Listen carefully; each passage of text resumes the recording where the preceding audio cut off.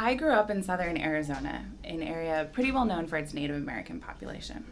I went to undergrad at the University of Arizona and was a resident assistant in a hall that had a wing dedicated to celebrating Native American cultures and contributions.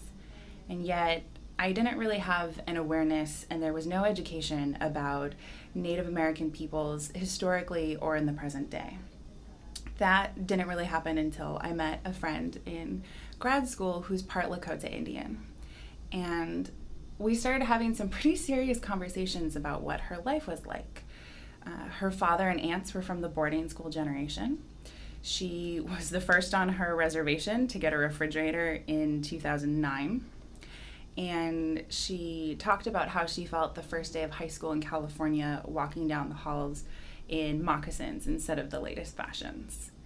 And as we talked, I tried to imagine what it was like to have a father and two aunts who were taken away from their father to be taught how to be an American by people that looked at them and hated everything about them. I tried to imagine never knowing one aunt because she killed herself after 2 years of that boarding school experience. I tried to imagine having a second aunt that lived and died in a mental institution because of that experience. I tried to imagine what it was like to have a father that hated who I was and that I was proud of my ethnic heritage because he had been taught to hate his.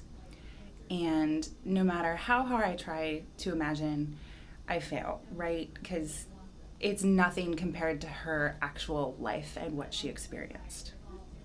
So from that, I decided to do some reading. So I started reading about Native Hawaiians, about Indigenous people across the globe.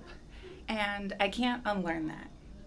So even though I will never be able to meet someone from every Indigenous culture, and I'll probably never even be able to read about every Indigenous culture, you can count me in to make sure that the policies I help create are inclusive and positively supporting Indigenous students here at the UW.